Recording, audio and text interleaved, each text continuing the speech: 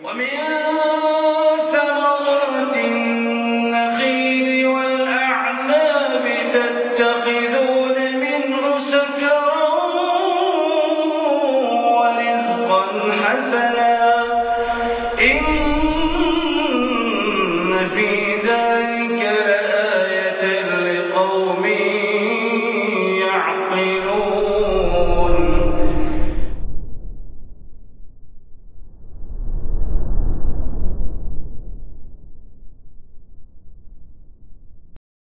Bismillahirrahmanirrahim. Assalamualaikum warahmatullahi wabarakatuh. Innal hamdalillah nahmaduhu wa nasta'inuhu wa nastaghfiruh wa na'udzu billahi min shururi anfusina wa sayyiati a'malina may yahdihillahu fala mudilla lahu wa may yudlil fala hadiya lahu. Asyhadu an la ilaha illallah wahdahu la syarika lahu wa asyhadu anna Muhammadan 'abduhu wa rasuluhu la nabiyya ba'dahu. يا أيها الذين آمنوا اتقوا الله حق تقاته ولا تموتن إلا وأنتم مسلمون. فإن أصدق الحديث كتاب الله وخير الهدي هدي محمد صلى الله عليه وسلم وشر الأمور محدثاتها وكل محدثة بدعة وكل بدعة ضلالة وكل ضلالة في النار. أما بعد. Para jemaah sekalian rahimani wa rahmakumullah, para bapak dan ibu yang dirahmati oleh Allah Subhanahu wa taala, kembali kita berkumpul di majelis ilmu di salah satu rumah Allah taala yang mulia untuk membahas beberapa hadis Nabi sallallahu alaihi wasallam berkaitan dengan at-taharah, berkaitan dengan ilmu fiqh untuk bersuci, yang kata Nabi sallallahu alaihi wasallam miftahus salati at-tuhur. Kuncinya salat adalah bersuci. Ini menunjukkan ilmu tentang taharah itu adalah kunci. Dan seseorang jika dia menginginkan ridha Allah Ta'ala, rahmat Allah Ta'ala, surganya Allah Azza wa Jalla, maka dia membutuhkan kuncinya. Dan di antara kuncinya tentu amal saleh. Dan kunci untuk mendapatkan amal saleh tersebut adalah yang paling unggul adalah taharah, bersuci. Maka bagaimana bisa dikatakan relevan jika kita bahas perkara-perkara yang besar seperti percaturan politik dan geologi politik dan geopolitik antara negara-negara Islam misalnya. Dan memang itu ada kepentingan tersendiri, namun bagaimana kita melihat hal-hal yang besar, namun hal-hal yang mendasar kita masih kekeringan ilmu akannya. Dan kita akan terus kehausan akan ilmu syar'i, yang mana setiap dari detail ilmu syar'i, apalagi berkaitan dengan pondasi agama dan kunci-kuncinya, itu adalah hal yang sangat default atau basic bagi seorang muslim. Dan dia akan diminta pertanggungjawabannya akan ilmunya. Jadi ilmu ini akan diminta pertanggungjawaban akannya, amalnya, serta niatnya dalam menuntut ilmu dan beramal. Lalu bagaimanakah dengan orang-orang yang jahil? Apakah kemudian mereka akan selamat begitu saja di hadapan Allah Azza wa Jalla? Urusan kejahilan juga bukan urusan yang ringan. Jadi tidak ada alasan nanti kenapa Anda tidak bisa berwudu dengan baik misalnya.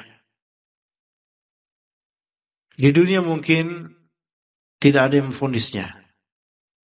Namun di akhirat dia akan ditanya kenapa kok nggak bisa wudu dengan baik. Maka jawabannya apa? Saya tidak tahu ya Allah. Kenapa tidak tahu? Ya saya tidak belajar, harap maklum. Harap maklum dunia bisa, namun harap maklum di akhirat kita nggak tahu nanti bagaimana Allah Subhanahu wa taala akan mempertanyakan. Bukankah kenikmatan demi kenikmatan telah Allah taala berikan? Bukankah kita sekarang hidup di zaman ketika handphone sudah menerima 4G, apalagi 5G bahkan. Kita bisa menerima segala informasi yang terupdate tentang bisnis kita, tentang dunia infotainment bahkan. Sangat mudah dalam waktu sekejap. Namun kenapa ilmu tentang kunci agama kita tidak bisa mengaksesnya? Bukan tidak bisa sebenarnya, ya hakikatnya banyak dari kaum muslimin belum berkenan untuk itu. Maka hal-hal yang mendasar, jika tidak kita rengkuh, maka dikhawatirkan kita akan terhijabkan dari tujuan hidup kita ini. Dikatakan oleh sebagian dari ulama, man hurimal usul, hurimal wusul. Barang siapa yang diharamkan atasnya hal-hal yang mendasar, maka diharamkan atasnya kesampaian. Jadi orang kalau misalnya tidak mengindahkan hal-hal yang basic, maka dia tidak akan sampai tujuan. Itulah di antara sebab pentingnya kita mempelajari di antara fikih at-taharah, fikih salat dan semisalnya. Dan hadis yang akan kita mulai, hadis 151 dari Sahih Bukhari di kitab Al-Wudu, bab ke-16. Hadis ke-148 dari Sahih Bukhari, bab ke-14, bab at-tabarruzi fil buyut. Bab at-tabarruz fil buyut, yaitu menunaikan hajat atau BAB di sini di rumah-rumah. Di sini ada dua hadis, 158 dan 149, hadis yang serupa dari Abdullah bin Umar. Kita akan bacakan dulu hadis 158 dengan sanadnya. Haddatsana Ibrahim bin al-Munzir qala haddatsana Anas bin Iyad an Ubaidillah an Muhammad bin Yahya bin Habban an Wasi' bin Habban an Abdullah bin Umar. Di hadis Abdullah bin Umar, beliau bercerita, irtaqaitu fawqa dhahri baiti Hafsah. Saya naik ke atap rumah Hafsah binti Umar bin Al-Khattab radhiyallahu anhuma. Hafsah ini putrinya Umar bin Al-Khattab, saudarinya Abdullah bin Umar bin Al-Khattab. Dan Hafsah adalah istri atau salah satu istri Nabi sallallahu alaihi wasallam. Dan di rumah Hafsah tersebut ada Nabi SAW. Irtaqaitu ala dhahri baiti Hafsah. Saya naik ke atap rumah Hafsah li ba'di hajati, karena saya ada keperluan. Fara'aitu Rasulullah sallallahu alaihi wasallam yaqdi hajatahu mustadbiral qiblati mustaqbil asy-Syam. Maka saya melihat Rasulullah SAW menunaikan hajatnya membelakangi kiblat, menghadap ke arah Syam. Membelakangi kiblat menghadap ke arah Syam. Ya, membelakangi kiblat menghadap ke arah Syam. Dan itu di dalam bangunan.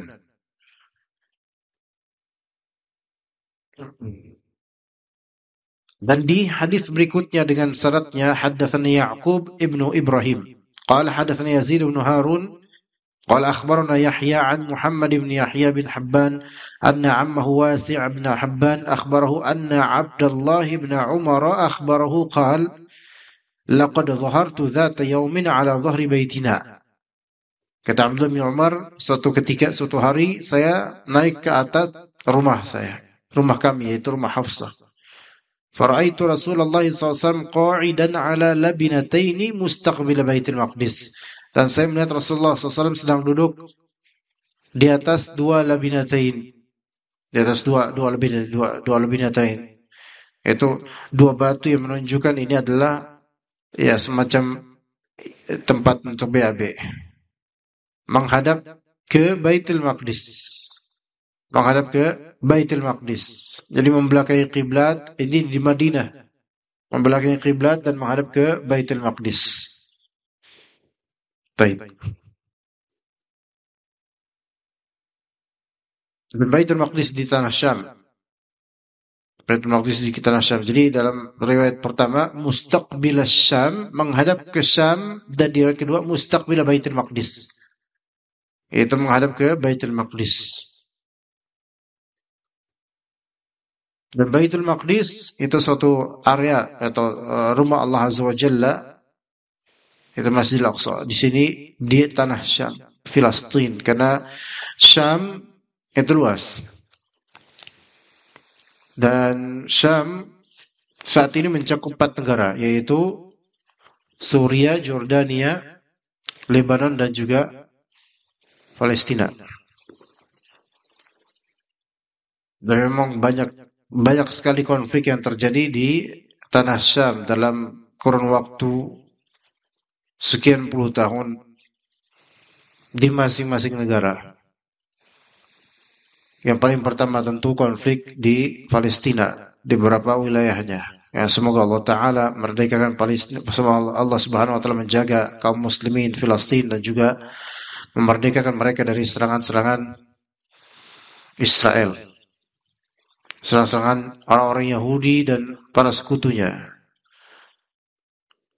Kemudian yang kedua yang belakangan ini terjadi sekitar 50 tahun belakangan ini, yaitu Suriah. Kemudian Lebanon, kemudian yang paling mendingan dari semua negara ini yaitu Jordania dari segi konflik. Dan belakangan ini sedang ramai di masalah Suriah karena Allah Subhanahu wa Ta'ala takdirkan adanya gerakan rebellion menurut orang-orang barat, namun ini adalah jihad bagi orang-orang yang ikhlas untuk membela kaum muslimin dan menegakkan agama Allah Azza wa Jalla di tanah Suriah. Jadi ada pergerakan yaitu Tahrir, tidak ingat nama resminya, Tahrir Asy-Syam, yang dikomandani oleh Abu Muhammad Al-Jilani, yang berhasil melengsarkan kepresidenan dan rezim Bashar Assad, anak dari Hafiz al-Assad. Itu satu keluarga telah menguasai Syrian government, yaitu pemerintahan Suriah yang zalim dan bisa dikatakan Fir'aun zaman sekarang yang mereka ini. Baik bapaknya Hafiz al-Assad yang sudah wafat sekian puluh tahun lalu, dan juga kemudian digantikan berikutnya oleh Bashar al-Assad yang tidak beda sadisnya, terutama tentu terhadap kaum muslimin, karena mereka ini adalah penganut agama Syiah Nusairiyah. Syiah Nusairiyah ini suatu sekte Syiah yang lebih buruk daripada Syiah Itsna Asyariyah Al-Imamiyah. Dan ini perlu diketahui jemaah sekalian, hal seperti ini tentang Syiah itu bahayanya luar biasa. Kalau di Indonesia itu mungkin mereka berusaha berbaur atau misalnya karena minoritas. Kalau sudah mayoritas atau sudah masuk parlemen, mereka akan membantai kaum muslimin. Dan pemerintahan Suriah ini dengan madhab keagamaan mereka Syiah Nusairiyah yang dikatakan oleh sebagian ulama lebih kufur daripada Syiah Rafidah Itsna Asyariyah. Syiah yang masuk ke Indonesia ini adalah Syiah dari Iran, yaitu Syiah Rafidah. Dan itu berbahaya. Mereka membenci kaum muslimin, mereka membenci Sunni seperti kita. Dan mereka mengenakan taqiyah, yaitu pura-pura serupa dengan kita. Mereka memakai pakaian serupa dengan kita, padahal mereka itu memusuhi kita, dan kita memusuhi mereka karena mereka mengkafirkan keumuman para sahabat Nabi radhiyallahu anhum jami'an. Kif kita enggak cemburu dengan itu? Dan cara salat mereka berbeda. Zikir mereka berbeda. Akidah pun berbeda sebenarnya.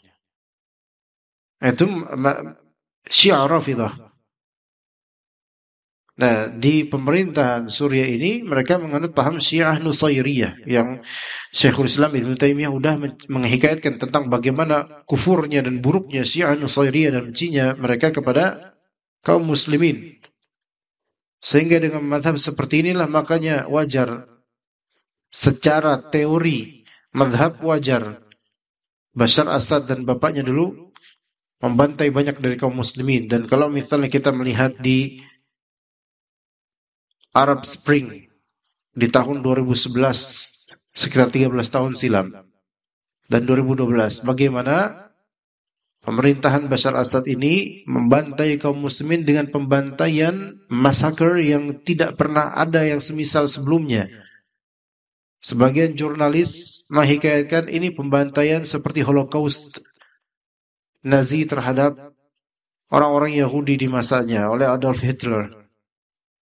Bahkan bisa lebih buruk lagi karena ini transparan, terang-terangan di zaman ketika teknologi dan media itu sangat transparan. Dan mereka berbangga dengan itu. Namun media barat setelah 2012 mulai melupakan kejadian-kejadian yang terjadi di tanah Syam ini. Dan baru kemudian media barat sekarang menguak kembali apa yang terjadi di tanah Suriah. Dari pergerakan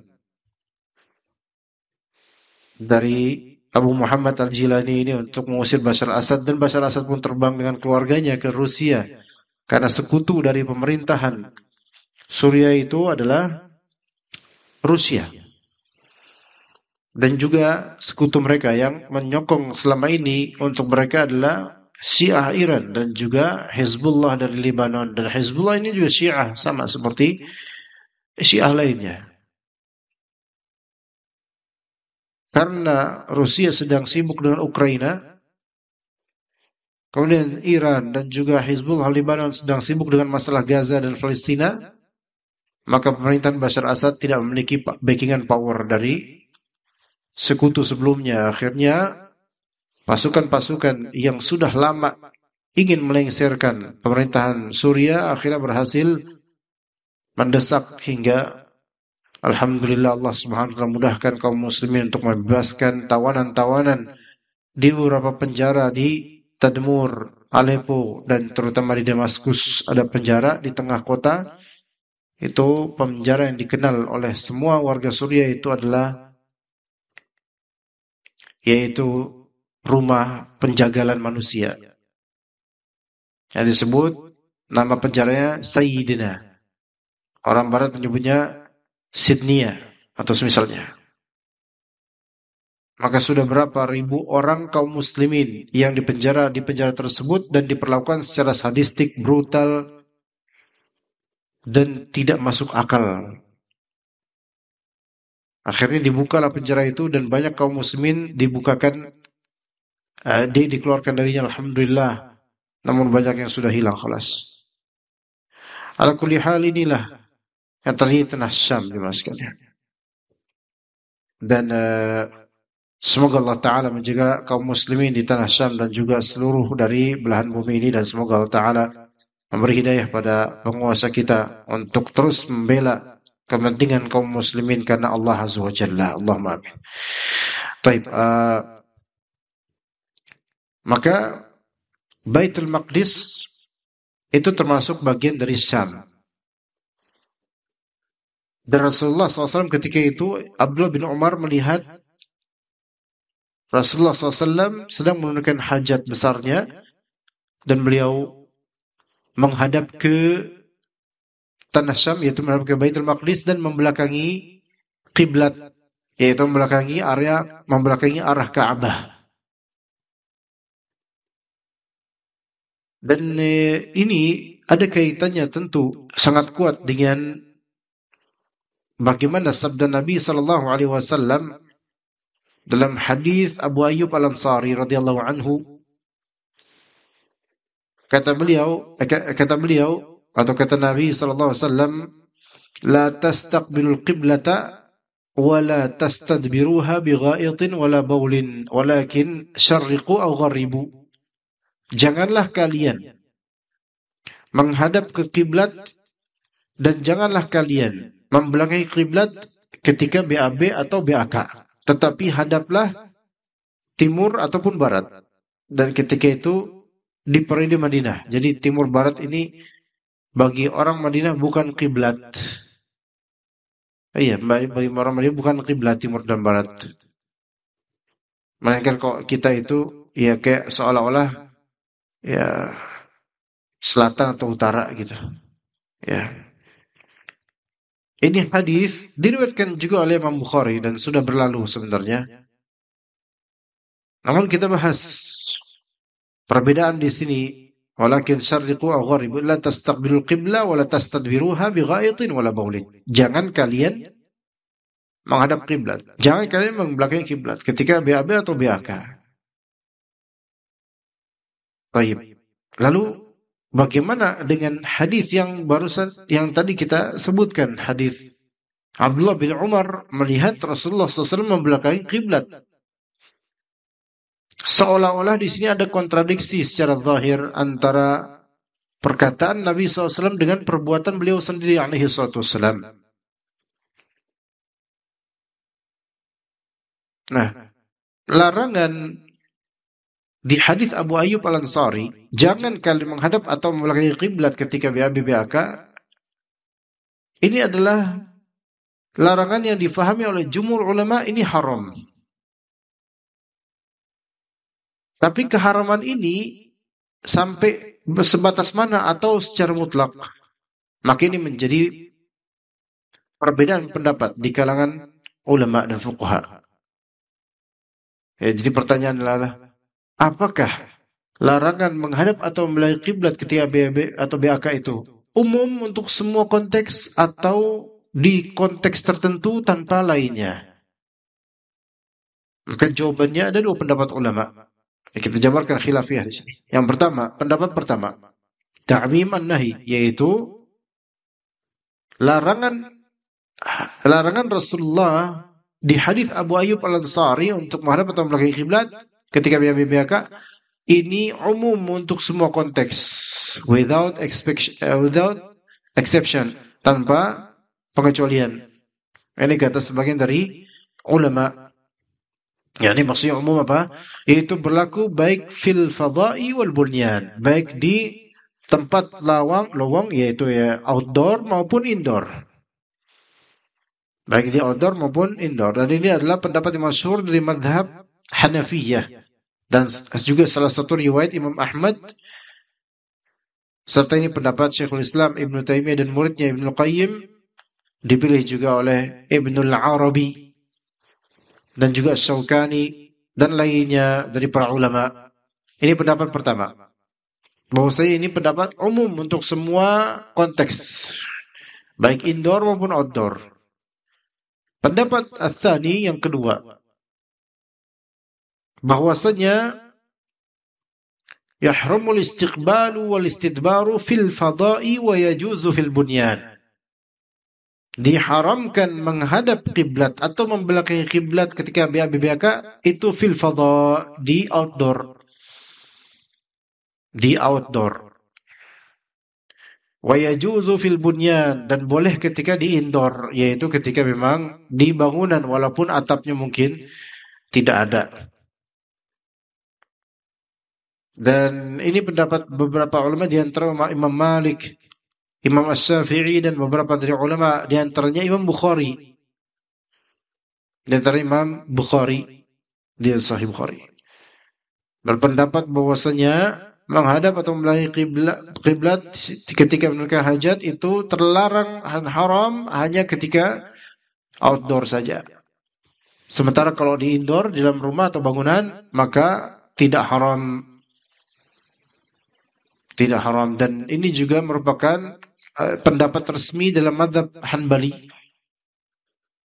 Nah, hadis yang dipakai oleh ulama yang berpendapat kedua itu hadis yang sekarang kita bahas, yaitu hadis Abdullah bin Umar radhiyallahu anhuma, Beliau naik ke atap rumahnya Hafsah dan melihat Rasulullah SAW menunaikan hajat, menghadap ke Baitul Maqdis dan membelakangi kiblat, mustaqbil Syam, mustadbir al-Ka'bah.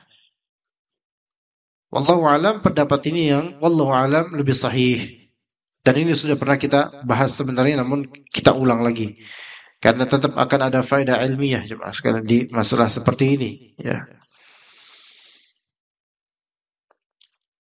Lalu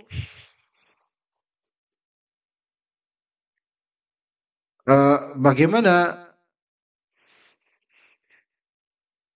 sebenarnya ini masih panjang, bisa kita bahas tentang perbedaan-perbedaan lainnya, namun tidak perlu untuk lebih dipanjangkan lagi karena hal ini jelas insyaallah.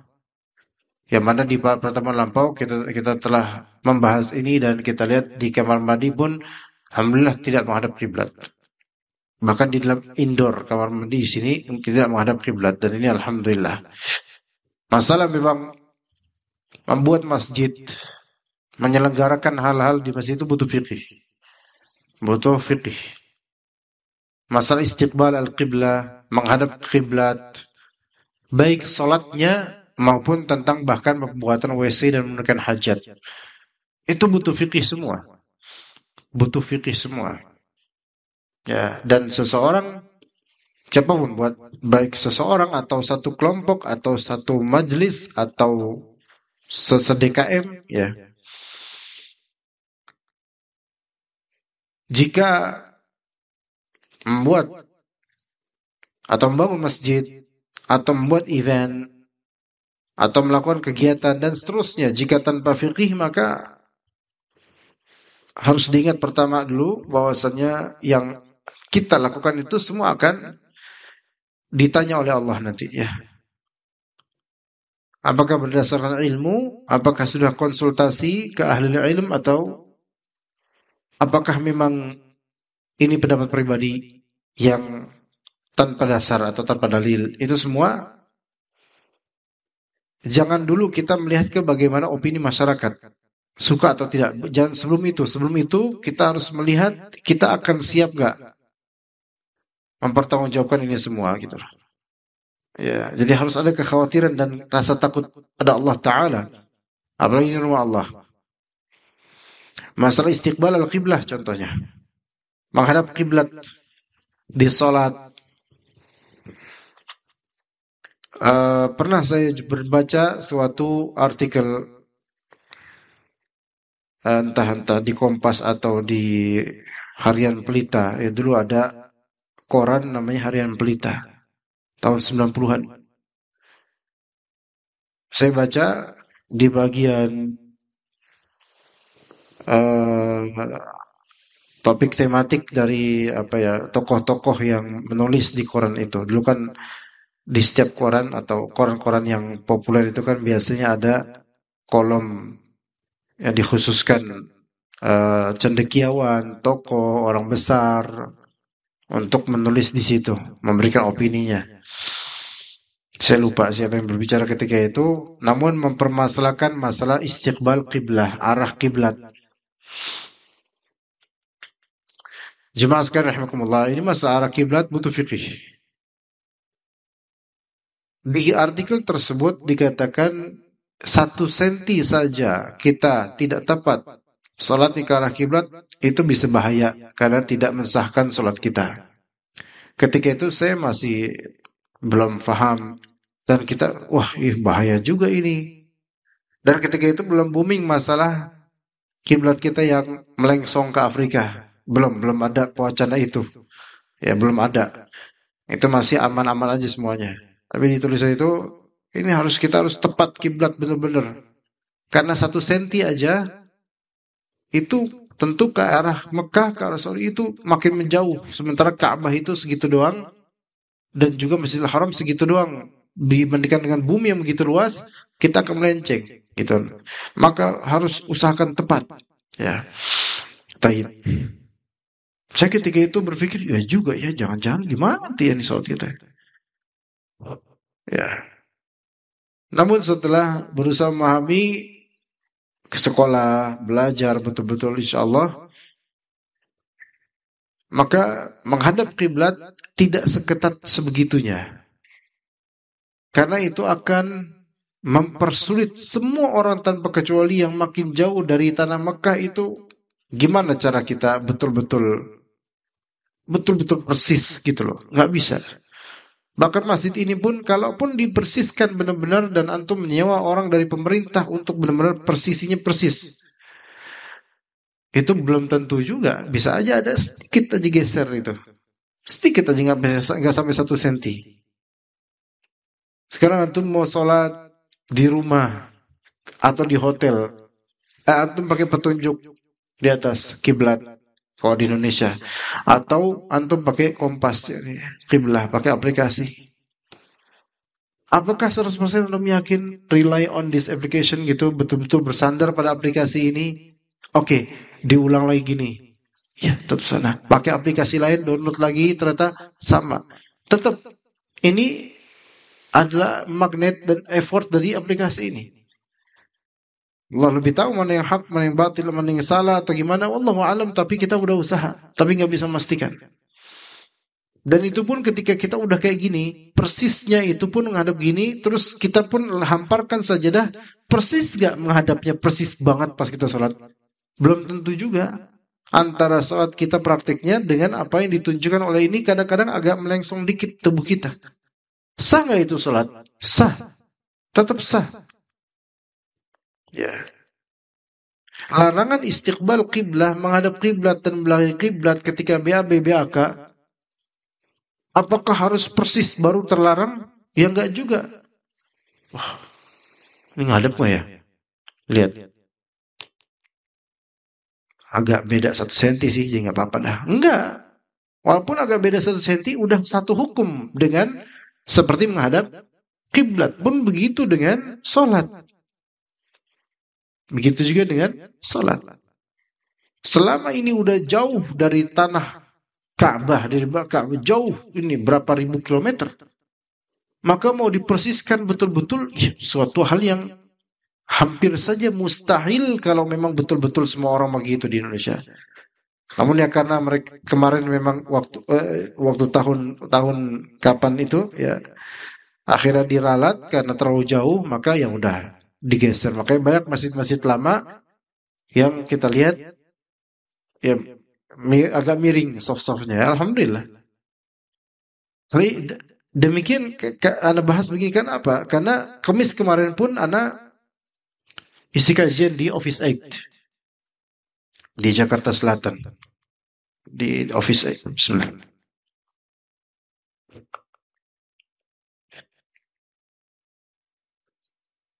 Masjid ini namanya Al-Ikhlas. Dia di basement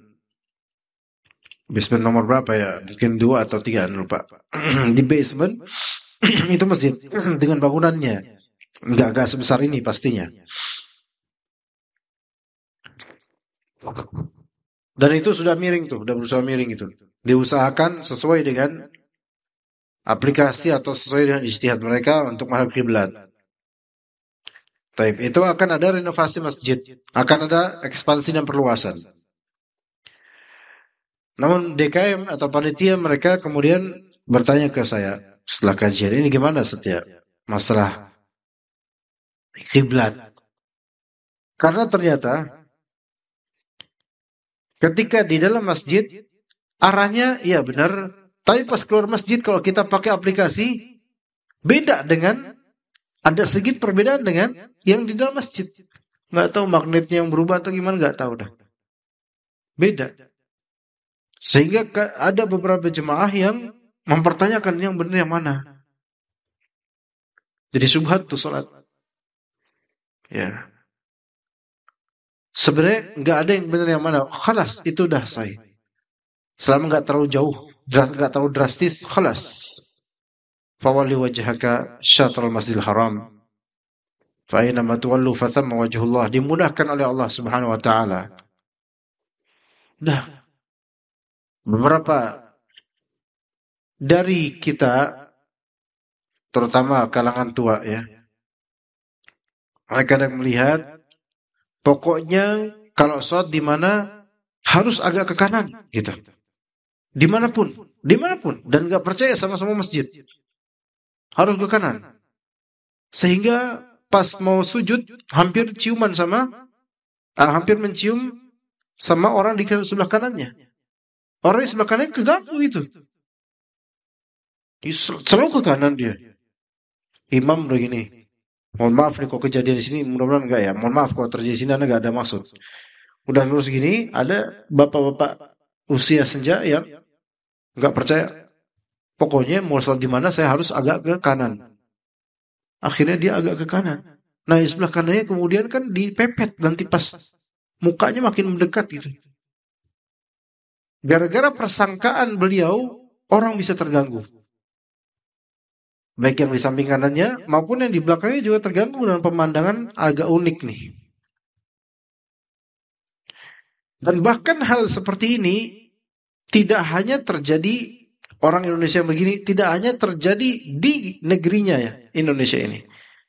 Hatta ketika ke Mekah, gitu juga, saking apa-apa nggak percaya, pokoknya agak kanan dikit, serong dikit ke kanan. Dan wallahi ana melihat sendiri itu. Mbah Kakung yang seperti itu. Di depan Ka'bah bahkan pakai pakaian ihram. Agak ke kanan dia. Ini Ka'bah depan, dia agak ke kanan. Akhirnya ke arah Taif dia. Atau kemana gitu. Kiblatnya mana ini? Wajahnya Suriah kiblatnya dia. Ini Ka'bah, dia ke sini. Saking mungkin ke kanan terus. Maksudnya pokoknya kiblat gitu deh. Ke kanan. Jemaah umrah kita nih. Maksudnya bukan jemaah Anda, tapi orang Indonesia. Anda mau negur gak enak, takut tersinggung nih orang tua. Ada tour leadernya di samping. Dia bilang, Pak, ini jemaah Bapak. Ya. Tour leadernya Ustadz, tapi bukan, maksudnya Ustadz umroh lah. Gitu loh, Ustadz umroh. Jadi ada berapa model Ustadz ya. Ada Ustadz yang fokusnya di umroh aja tiap tahun gitu. Tiap bulan umroh terus gitu. Pak ini, Mbah ini, saya perhatikan tuh beliau sholat tadi agak serong kanan. Sebentar ini kan Ka'bah depan nih. Ini di tempat matofnya Pak, di tempat matof Pak, abis tawaf gitu. Bukan di bagian arena dalam masjid, di tempat tawafnya Pak. Artinya hanya berapa meter gitu itu Ka'bah gitu loh. Tadi beliau ke arah agak kanan, mungkin kebiasaan kali serong kanan, jadinya nggak kena tuh arahnya Pak. Ini kalau depan Ka'bah udah nggak ada uzur lagi Pak, harus betul-betul ke arah ini Ka'bahnya, ini udah depan Ka'bah. Gitu Pak, Ana bilang ke tour leadernya. Tour leader mikir terus, habis itu ngomong ke sampingnya gini. Kita ngomong ke sampingnya ke temennya. Kita tuh jadi orang tuh jangan merasa paling benar. Dulu, Ana disindir kayak gitu lah. Ini gimana? Kata Ana diem aja. Kok kayak gue salah gitu kata saya. Paling ini jelas-jelas nih salah kan dia. Tapi malah justru Ana disindir oleh si tour leader ini. Kita tuh ya harusnya jadi orang tuh jangan merasa paling benar. Dulu di sini ada tuh Syekh Sudes. Tadi ngeralat Syekh Mahir Al-Mu'aqidi. Taunya Syekh Sudes akhirnya salah juga dia. Jadi kayak apa nyindir saya, apa emang dia mau lagi cerita, tapi kok konteksnya pas banget. Abis saya ngomongin kayak gini, dia langsung ngomong ke temannya kayak gitu. Jadi, dan nggak ditegur itu bapak, nggak diingetin. Ini juga ada pelajaran di sini jemaah sekalian. Kadang-kadang kebenaran itu udah terang benderang, tapi entah karena apa, entah gengsi, entah emang nggak mau dikoreksi, itu kadang-kadang kita langsung menolak dengan cara jangan merasa paling benar deh. Ya subhanallah, gimana tuh? Ya udah, yang penting kan Anda udah sampein ke wasilahnya, ya udah. Mungkin kalau Anda sampein langsung, takutnya bapak ini kurang terima gitu karena merasa dipermalukan. Ya udah lewat wasilahnya, mungkin satu bahasa lah sama dia lah. Mungkin paham bahasa orang tua gimana gitu. Ya. Kemarin pas umrah 2 pekan lalu, ada jemaah Anda juga orang tua, tapi beliau lebih mudaan lagi daripada bapak yang tersebut. Kita sholat 2 rakaat setelah tawaf. Yang biasanya mestinya sholat di belakang atau dekat makam Ibrahim, ya kan gitu. Sholat 2 rakaat. Kita cari space, alhamdulillah dapat. Kita sholat 2 rakaat. Ada seorang jemaah beliau sholat. Nah, sholatnya itu sesuai dengan ada semacam bukan ya karpet kecil. Dia kira karpet kecil tersebut arahnya pas dengan Ka'bah. Ini kan ada di depan Ka'bah nih.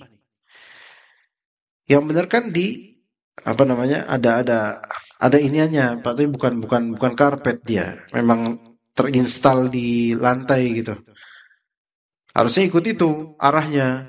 Qadarullah beliau terpedaya dengan adanya karpet yang mengarah ke justru lurus ke sana, bukan ke Ka'bah. Jadi ke sini. Nggak kena.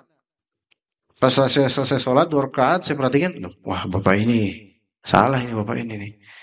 Selesai dia sholat, ada kasih tahu, Pak, afwan Pak, ini tadi antum ikut ini Pak. Nah, perhatikan ini kan arah yang sana Pak, nggak kena Ka'bah Pak.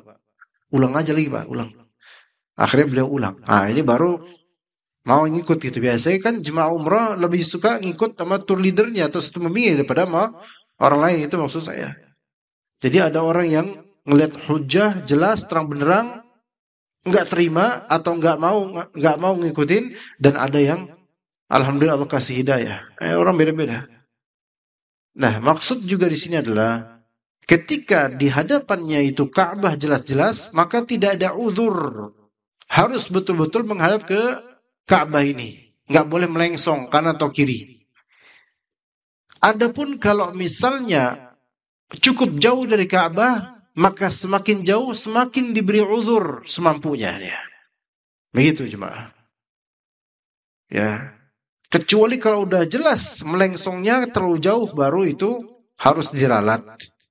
Dan itu pun kalau misalnya seseorang sholat. Ini kata sebagian ulama ya.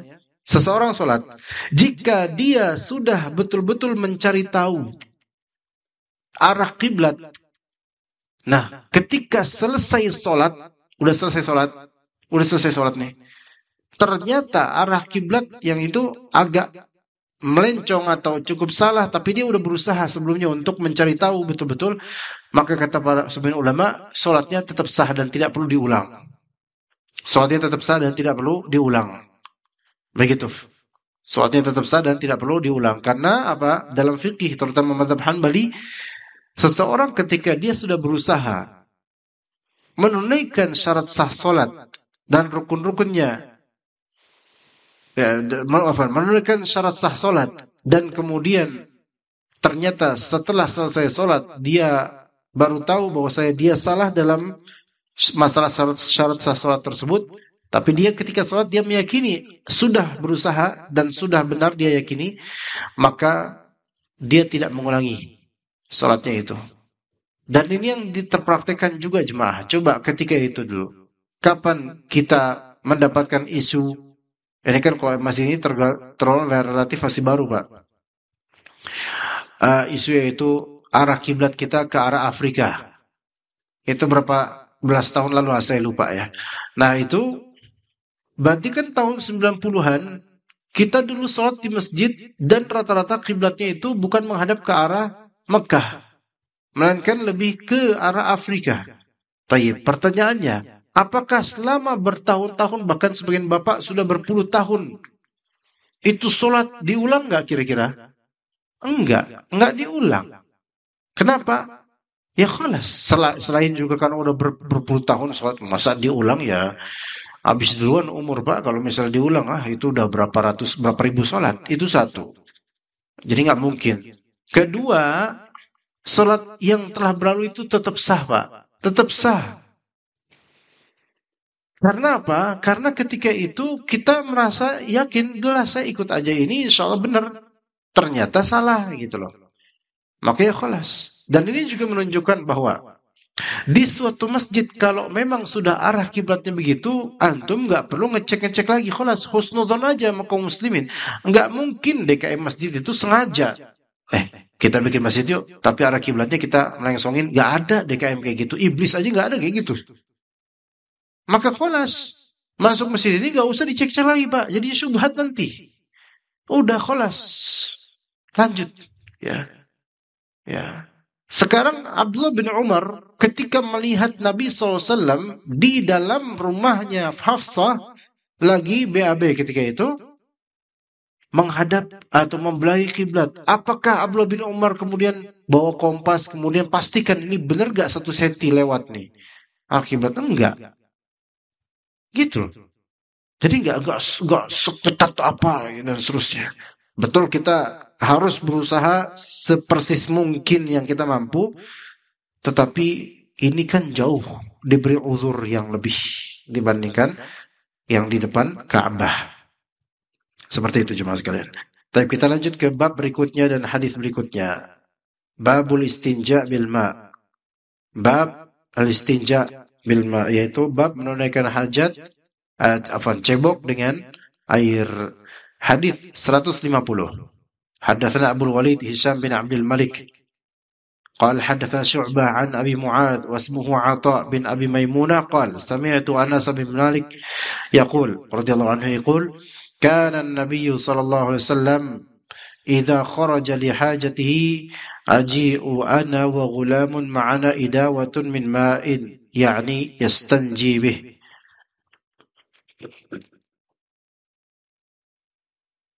Kata Anas bin Malik radhiyallahu anhu, Rasulullah SAW jika beliau keluar untuk menunaikan hajatnya masih BAB atau semisalnya, maka saya dan seorang anak kecil seusia saya, sama-sama kecil, itu kemudian mendatangkan untuk beliau seember kecil, seember air untuk beliau cebok dengannya. Di judul bab, Imam Bukhari mengatakan bab al-istinja bil ma. Bab beristinja, yaitu cebok dengan air. Maka cebok dengan air merupakan hal yang disyariatkan. Dan ini yang lebih afdal. Jadi istinja, cebok, baik BAB, BAK itu bisa dengan tiga media. Pertama, dengan air saja. Dan itu umumnya kita. Kedua, dengan batu atau benda yang semakna dengan batu untuk istinja saja. Itu boleh. Seperti tisu saja. Itu boleh. Itu boleh. Walaupun mungkin dari segi, mohon maaf, aroma, itu mungkin masih tersisa di bagian belakang. Tapi itu tetap sah sebagai istinja. Maka kata para ulama, terutama Ibnu Hajar di Fathul Bari, bahwasanya diberi uzur bagi seseorang yang beristinja dengan istijmar, yaitu dengan batu atau tisu atau semisalnya, jika memang masih ada sedikit dari sisa di bagian belakangnya yang menempel dari aroma ataupun zat, maka itu diberi uzur, tidak masalah. Ya, tetap sah istinjanya atau istijmarnya dan tetap sah sholatnya setelah wudu. Itu metode kedua. Metode ketiga, menggabungkan antara air dengan batu atau semakna dengan batu. Misalnya air juga, tisu juga, maka ini juga boleh. Namun mana yang paling afdol? Mana yang paling afdol? Sebagian dari ulama mengatakan paling afdol adalah menggabungkan menggabungkan tisu dan misalnya dan juga air. Karena ini memperbanyak media sehingga lebih bersih, kata sebagian ulama. Dari segi logika kebersihan mungkin iya benar ini yang paling afdol. Namun yang paling afdol secara sunnah yaitu apa? Mencukupkan dengan air saja. Karena itu yang Rasulullah SAW lakukan. Rasulullah SAW melakukan apa? Mencukupkan dengan air saja. Rasulullah melakukan apa pernah, yaitu mencukupkan dengan batu saja, dengan ucapan beliau. Namun tidak diketahui Rasulullah SAW menggabungkan keduanya, batu dengan air. Hanya saja ini boleh, tapi Rasulullah tidak melakukan. Ini boleh karena apa? Menggabungkan antara sunnah yang ini dan sunnah ini. Tetapi sebagian ulama mengatakan tetap dengan air lebih afdol. Karena apa? Karena ini telah diriwayatkan perbuatan beliau. Sementara menggabungkan keduanya tidak diriwayatkan itu perbuatan beliau. Ya, maka yang paling afdal adalah yang biasa kita lakukan, yaitu cebok dengan air. Terus masih hadis yang sama namun istinbat atau pemahaman yang berbeda atau faedah yang berbeda. Bab 16 di Sahih Bukhari, bab man humila ma'ahul ma' li tuhurihi. Bab tentang dibawakannya air untuk bersuci. Ya. Baik, kita langsung ke hadisnya. Hadatsana Sulaiman bin Harb qala hadatsana Syu'bah an Abi Muadz huwa 'Atha bin Abi Maimunah qala sami'tu Anasan yaqul kana Rasulullah SAW idza kharaja li hajatihi tabi'tuhu ana wa ghulamun minna ma'ana idawatan min ma'. Rasulullah SAW kata Anas bin Malik, kalau misalnya keluar untuk menunaikan hajat maka aku dan juga seorang anak kecil seumuran denganku itu akan membawakan satu ember buat beliau. Nah, maka di sini faedahnya adalah dianjurkannya atau bolehnya anak kecil atau yang semisal atau siapapun untuk membantu orang yang menunaikan hajat dengan membawakan air untuknya atau menyediakan air untuknya. Maka ini sesuatu yang dianjurkan. Padahal ini bukan kebutuhan ilmiah, melainkan kebutuhan darurat badan. Menunaikan hajat dan membersihkannya. Tetapi ini akan berimpact juga pada pahala seseorang. Karena ketika kita mengadakan air, ya, misal mengadakan air untuk seorang menunaikan hajat, pertama itu membuat dia lebih nyaman dan itu berpahala. Membuat dia lebih senang dan itu berbahaya. Kedua, membuat dia terjaga dari najisnya dan itu berpahala juga. Dan ketiga juga membuat sah salatnya juga, gitu loh. Jadi itu adalah saham pahala juga insyaallah taala. Maka jemaah sekalian di sini kalau misalnya ikhlas dalam berinfak untuk kemaslahat masjid, maka apapun yang antum infakkan sesuai niatan antum, maka alhamdulillah. Kalau niatan antum saya infak ini saya hanya khusus untuk masalah air, insyaallah mudah-mudahan bisa insyaallah. Ya, apalagi kalau memang mengkhususkan ketika bilang Pak maaf untuk air, listriknya dan juga peralatannya saya tanggung, maka alhamdulillah itu pahala buat antum. Atau bisa juga dengan kotak amal, sumbang 100.000, niatkan untuk masalah air, maka itu juga berpahala insyaallah. Ya bisa seperti itu. Adapun urusan sampai atau enggaknya, dikorupsi atau enggaknya, atau itu dialokasikan kemana, itu tidak perlu dipikirkan lagi. Tidak perlu dipikirkan lagi, karena pahala udah Allah Ta'ala catat untuknya. Dengan sebab niatnya. Tapi kemudian yang terakhir, 17, babu hamlil anzati ma'al ma'i fil istinja. Bab yaitu membawa semacam tombak. Tombak bersama dengan air ketika istinja, cebok. 158, haddatsana tombak yang maksudnya bukan tombak, yaitu tongkat, bukan tombak. Haddatsana Muhammad bin Bashar qala haddatsana Muhammad bin Ja'far qala haddatsana Syu'bah an Atha bin Abi Maimunah sami'a Anas bin Malik yaqul. Anas bin Malik berkata, kana Rasulullah SAW yadkhulul khala. Nabi SAW menuju atau masuk ke dalam al-khala, yaitu al-khala di sini maksudnya al-fadha, yaitu tempat yang lowong di luar sana yang tidak dilihat oleh orang-orang untuk menunaikan hajat. Fahmilu ana wa ghulam idawatan min ma'i wa min ma'in wa anazah. Ya. Maka saya pun kemudian datang bersama seorang anak seusia saya menuju Nabi SAW. Nama anak itu Abu Maimunah. Afwan. Wa fahmilu ana wa ghulam. Ya taib. Ya Abi Maimunah. Afwan, bukan salah. Wa ghulam Abi Maimunah perawi. Ghulam anak kecil itu dan dia Anas bin Malik membawa seember dari air dan juga anazah membawa setangkai tongkat.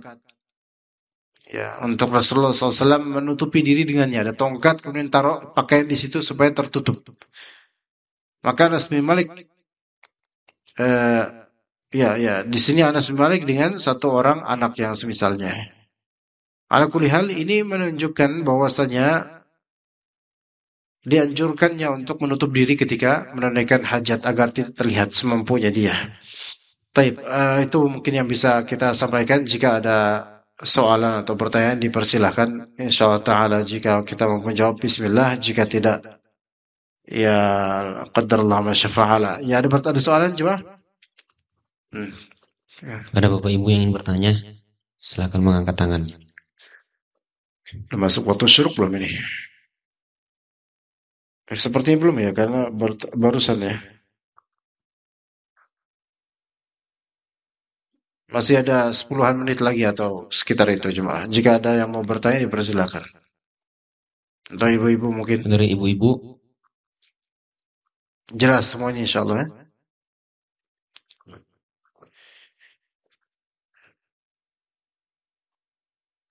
Kev, kita diam 10 menit. Nunggu syuruk. Ada beberapa jemaah di beberapa di suatu masjid ya.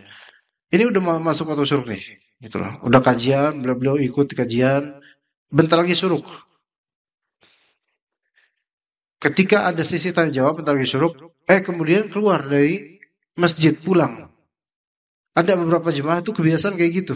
Anda nggak tahu apakah memang belum pernah mendengar hadisnya atau mereka mendoifkan hadis tersebut. Anda nggak tahu, melemahkan hadis tersebut. Tapi sangat disayangkan. Ada beberapa jemaah itu selalu begitu di suatu masjid di Bekasi, ya, gitu. Amat disayangkan. Jadi pas sesi tanya jawab, bentar lagi nih 5 atau 10 menit lagi, nunggu aja sebentar, keluar, pulang. Kebiasaan gitu, ya. Ya mungkin karena belum tahu, mungkin karena belum tahu. Ya, belum tahu. Dan alhamdulillah info tentang masa-masa seperti ini dulu di era 90-an kita nggak tahu hal-hal kayak gini cuma. Habis subuh keluar aja. Yang tersisa cuma satu orang biasanya di habis sholat subuh tuh. Satu orang tua yang dia mungkin doa terus, dia mungkin tahu ilmunya, akhirnya sampai syuruk, kemudian sholat syuruk atau sholat duha di awal waktu. Sisanya enggak. Dulu kajian-kajian pagi nggak banyak yang tahu tentang sholat syuruk, Pak, dulu, ya kan ya? Subuh tahun 90-an. Kajian kalau nggak habis maghrib atau ba'da subuh, misalnya hari Ahad. Dulu ustadz-ustadznya nggak memberitahukan dan mengingatkan tentang sholat syuruk, karena hadis-hadis seperti ini itu baru populer di 2010 kemari, Pak. Di 2010 kemari. Karena dulu info-infonya itu nggak begitu dipopulerkan oleh ustadz-ustadz ini. Begitu. Disebabkan apa? Disebabkan karena latar belakang pendidikan. Ya. Ustadz-ustadz yang zaman-zaman ketika itu banyak pendidikan pesantren-pesantren klasik atau tradisional. Yang mana hadis-hadis tentang salat syuruk itu tidak populer di pesantren-pesantren ini. Bahkan boleh jadi, Pak, di sebagian pesantren tradisional sampai sekarang pun, maksudnya tradisional di sini tradisional ya, yang tanda kutip ya. Itu pun hadis seperti itu pun belum tentu juga mereka tahu santri-santrinya, Pak. Belum tentu, beneran. Karena apa? Karena tidak sedikit dari pesantren itu spiritnya bukan ke sunnah Nabi, bukan. Tapi ke organisasi masyarakat atau ke gimana bertaklid pada kiainya atau ustadznya. Ini metode seperti ini dulu banyak, sekarang masih ada, cuman mulai tergerus, alhamdulillah. Kalau kita beragama itu harus bagaimana Nabi SAW beragama. Begitu. Bahkan bisa dikatakan banyak dari orang-orang yang non pesantren sekarang tapi rajin belajar betul-betul ke sunnah Nabi itu lebih afdol daripada orang di pesantren. Dari segi apa? Dari segi pengen ngikutin Nabi sallallahu alaihi wasallam. Dan ini jauh lebih afdol. Adapun kalau mengikuti individu person, selama person atau individu ini menyelisihi Nabi SAW, maka nggak boleh kita ikut di masalah-masalah yang dia selisihi dari tentang Nabi Sallallahu Alaihi Wasallam. Mungkin karena kejahilan, ketidaktahuan, atau karena faktor-faktor lain. Ya, jadi kita bersyukur, Pak, dengan kemudahan dan kemurahan ilmu di zaman sekarang. Nah, ilmu zaman sekarang mudah dan murah. Tinggal yang memahalkannya itu apa? Kita bersyukur dan menghargai atau enggak. Itu aja. Kadang ilmu yang benar mudah didapat, ada ustadznya. Murah juga, nggak perlu bayar, nggak perlu kita bayar aplikasi untuk dapat ilmu ini. Gampang banget, masya Allah, mudah, murah. Yang membuatnya valuable dan berharga apa? Yaitu penghargaan di hati kita, bersyukur, mensyukuri atau tidak, mengamalkan itu yang membuatnya tinggi nilainya. Ya, begitu. Kalau dulu kan untuk dapat ilmu-ilmu ini harus sekolah dulu, harus ke Madinah dulu untuk mendapatkan hadis ini dan seterusnya, mahal dan tidak mudah dan tidak murah. Namun dengan tidak mudahnya dan tidak murahnya, maka para ulama dulu dan para asatidzah, para ustadz, mereka sangat menghargai ilmu ini karena untuk mendapatkannya itu perlu effort dan perjuangan, sacrifice, pengorbanan, harta, tenaga, bahkan meninggalkan anak istri kadang-kadang untuk dapetin ilmu. Nah sekarang ilmu itu mudah dan murah. Kalau kita tidak bersyukur, maka ilmu ini apa? Tetap di kondisi mudah dan murahnya seperti receh-receh yang bergentayangan gitu loh. Ya. Sekarang kalau misalnya kita punya uang, Pak, 1 rial. Misalnya kita umrah ke Saudi, ke Tanah Haram. Kita punya uang real dan suka beli roti, beli minuman dan seterusnya. Ternyata kita mendapat banyak kembalian recehan 1 rial, 1 rial, 1 rial yang harganya mungkin kalau dikonversikan mungkin 4 ribuan sekarang. 1 rial ini antum kasih ke money changer, nggak mau, mereka ngapain 1 rial juga, walaupun segepok juga nggak mau, gitu kan. 1 rial ngapain 1 rial? Sekarang 1 rial ini murah, receh namanya juga. Apa yang membuat sesuatu yang murah ini menjadi valuable? Amalan. 1 rial ini mungkin kita kasih ke fakir miskin, atau kan 1 rial banyak. Kita kasih ke fakir miskin, digabung 5 rial misalnya. 5 rial lumayan. 5 rial di Indonesia berapa? 4 ribuan? 20 ribu. 20 ribu untuk fakir miskin di tanah Makkah Madinah itu mereka nerima, Pak. Tapi kalau antum ngasih 5 ribu, ditolak, Pak. Anda soalnya pernah ngasih orang fakir 5 ribu, uang 5 ribu. Dia kenal uang Indonesia, rupiah. Lah, nggak mau dia. Saya bilang, sombong amat ini. 5 ribu nggak mau. Subhanallah, kalau di sini pengamen dikasih 5 ribu udah syukur kali. Ini Masya Allah. Nggak mau. Karena uang segitu nggak ada apa-apa. 5 ribu beli apaan? Ya gitu. Nah, jadi hal yang mudah, murah ini, padahal dia bernilai, baru bisa kita betul-betul hargai jika syukur dan ada buah amal di balik itu. Ya seperti itu insya Allah yang bisa kita sampaikan. Ya mungkin ada 3 atau 2 menit lagi insya Allah syuruk. Mudah-mudahan bermanfaat untuk anak pribadi dan juga jemaah. Barakallahu fikum jami'an. Semoga Allah Subhanahu wa taala menjadikan kita tetap teguh dan istiqamah di atas jalan Allah Subhanahu wa taala. Semoga Allah taala merahmati para bapak sekalian dan ibu sekalian yang menjadi jemaah atau bahkan sebelumnya menjadi dewan kemakmuran masjid dan orang-orang yang berinisiatif untuk memakmurkan masjid Darul Muqamah. Semoga Allah taala ganjari semuanya akan pahala yang berlipat dan menjadi pemberat mizan hasanat di akhirat. Barakallahu fikum jami'an. Wa sallallahu ala nabiyyina Muhammadin wa ala alihi wa sahbihi ajma'in. Subhanakallahumma bihamdika asyhadu an la ilaha illa anta astaghfiruka wa atubu ilaik. Wassalamualaikum warahmatullahi wabarakatuh.